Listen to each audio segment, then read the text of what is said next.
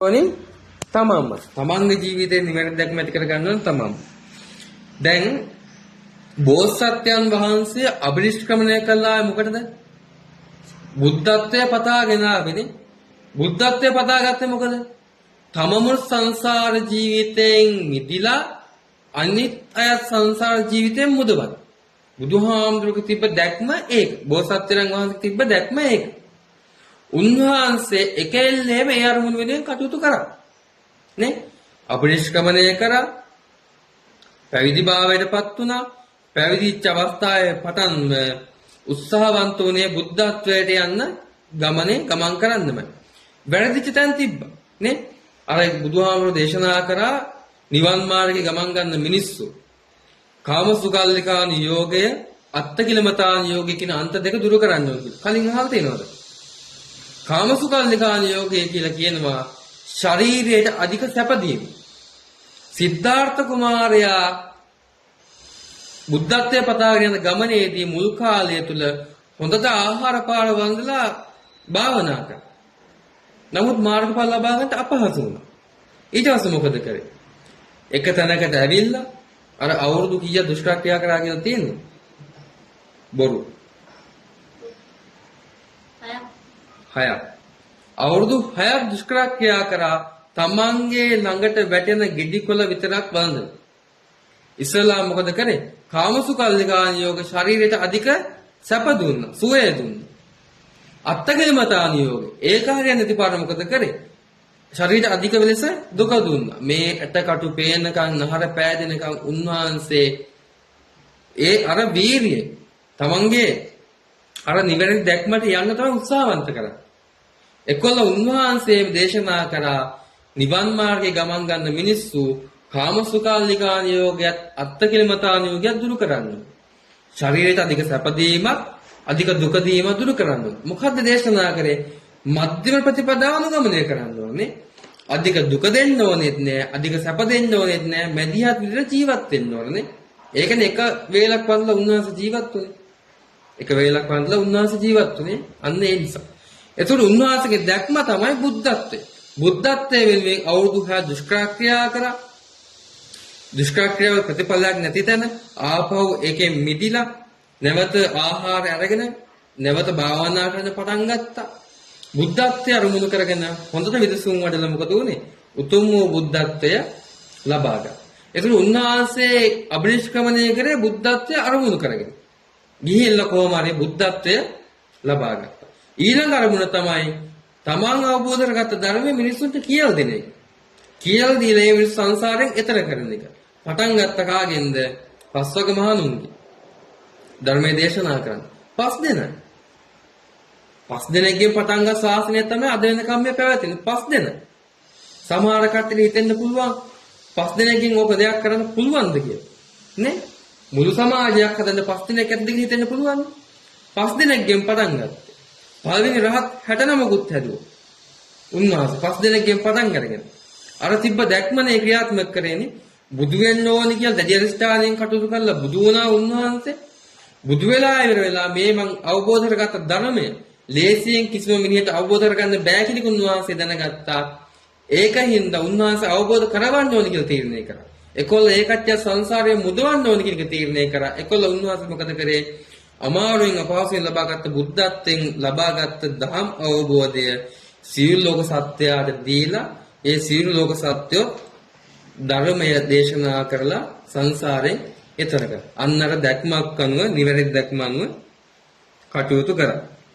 එතකොට අද මේ කාලේ ඔයාලගේ දැක්ම වෙන්න ඕනේ මොකද්ද? මේ කාලේ තියෙන භූමිකාව මොකද්ද ඔයාලගේ භූමිකාව? ඔව් විභාග. මේ කාලේ තියෙන භූමිකා එකක් තමයි ශිෂ්‍ය භූමිකාව. ඉගෙන ගන්න භූමිකාව. ඉගෙන ගන්න දරුවෙක්ගේ නිවැරදි දැක්ම මොකක්ද වෙන්න ඕනද? හොඳට ඉගෙන ගන්න. විභාග පාස් කරන්න. දෙමාපියන් අපේ අපේක්ෂා කරන්නේ මොකද්ද? හොඳට ඉගෙනගෙන හොඳ තැනකට යනවා කියලා. දැන් මම අහුවොත් එහෙම ඔයාලට තියෙන ප්‍රශ්න මොනවාද? ගෙදර හරි ඉස්කෝලේ හරි සමාජයේ හරි තියෙන ප්‍රශ්න මට කියන්න බලන්න. මොකුත් නැහැ. මොකුත් ප්‍රශ්න නැහැ. දැන් ඔයාලා ගෙදරට යන්න බලන්න. අම්මා ඉන්නවා තාත්තා ඉන්නවා. සමහර වෙලාවට ගොවිතැන් කරනවා කියන තාත්තා පොදුවේ අරගෙන කතා කරනවා. ගොවිතැන් කරනවා තාත්තා. ඒ මොන්සර්ට තියෙන ප්‍රශ්න. අවුව ප්‍රශ්නයක්. ගිනි අවුව වැඩ කරන්න ඕන. වතුර ප්‍රශ්නයක්. කුඹුරු කරන්න වතුර ඕන. ඒ දෙකත් හරි කියමු. කොහොම හරි කුඹුරු කරන්න. ගෙදර යනකොට හවස්ට හාල් ටික එළවලු ටික අරන් යන්න ඕන. ඉගෙන ගන්න දරුවට සපාතු සරප්පු ටික අරන් දෙන්න ඕන. පොත් පෑන් ටික අරන් දෙන්න ඕන. දැන් ඔයාලා ලියන පොත් පෑන් අදිරූල් ඔයාලා හම්බ කරාද? නෑ. අම්මා තාත්තා හම්බ කරලා දීපු දේවල්. එතකොට ඒ මිනිසුන් තියෙන ප්‍රශ්න ලොකු නැද්ද? ඒක තමයි ලොකුම ප්‍රශ්න. ඔය ජීවත්ලා ඉන්න මිනිස්සුන්ට තියෙන ලොකුම ප්‍රශ්නේ තමයි එකක් ආර්ථික ප්‍රශ්න. ලොකුම ප්‍රශ්නේ තමයි ආහාර ප්‍රශ්න. එතකොට ඔයාලට ආර්ථික ප්‍රශ්න තියෙනවද? නැහැ. ආහාර ප්‍රශ්න තියෙනවද? නැහැ. එතකොට නිදා ගන්න ීමේ ප්‍රශ්න තියෙනවද? නැහැ. නිදා ගන්නකොට කාමරයක් තියෙනවා, ඇඳක් තියෙනවා, මෙට්ටයක් තියෙනවා. ඔය කාලේ අම්මා තාත්තට මෙට්ටයක් ඇඳක් තියෙන්නේ නැති වෙන්නත් පුළුවන්. ඔයාලා දාන වයසේදී ඒ කට්ටිය සපත්තු දෙකක් නැති වෙන්නත් පුළුවන්. දැන් සපත්තු දානවා ඉස්කෝලේ යනකොටනේ. පොත් බෑග් එකක් නැති වෙන්නත් පුළුවන්. කියනවල් නැද්ද? ඔය කට්ටිය ගෙදර කියන්නේ නැද්ද? අපි ඉස්කෝලේ ගියේ ගල් ලෑල්ලයි ගල් කූරයි අරගෙන වාහන තිබ්බේ නෑ පයින් ගියේ. තාත්තලා සාමාන්‍යයෙන් ඔය හවසකට කතා බහ කරන්න හම්බුනම දරුවෝ සුමුදව කතා දෝ කියනවා. ඒ මිනිස්සුන්ට එහෙම යෝගයක් තිබ්බේ. එතකොට ඒ මිනිස්සුන්ට ඒ කාලේ ඉගෙන ගන්නවට වැඩි ප්‍රශ්න ගොඩක් තිබ්බා.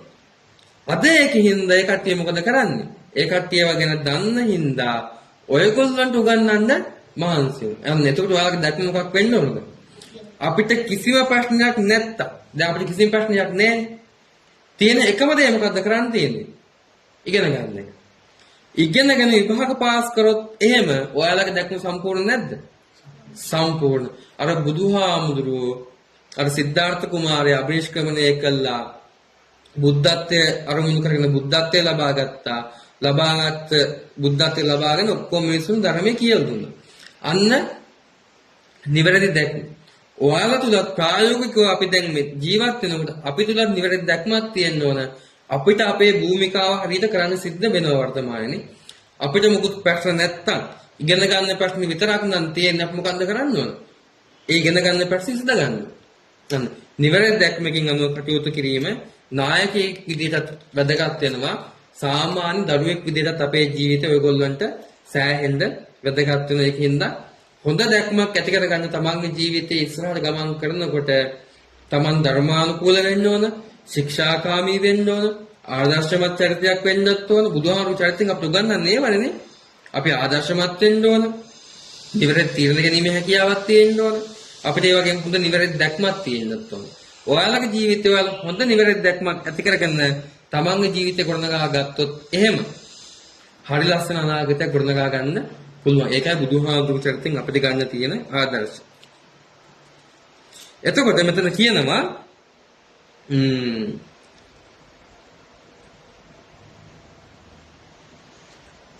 ආයතනයක් ක්‍රියාත්මක විය යුත්තේ කිසියම් දැක්මකට අනුව. දැන් පාසලක් ගත්තොත් තියෙන ඉස්කෝලේ දැක්මක් තියෙනවනේ. දෙන්නම ඇල් ඉස්කෝලේ යන්නේ. මොකක්ද ඇල් ඉස්කෝලේ තියෙන දැක්ම? නාවසීවසේ අභිවෘද්ධියක දැක්කේ. දරු පරපුරක් දැයට දායාද කිරීමද? එතකොට ඒක තමයි පාසලක ආයතනයක දැක්මක් තියෙන. රාජ්‍ය ආයතනයක් ගත්තා දැක්මක් තියෙන ගහලා තියෙන්නේ.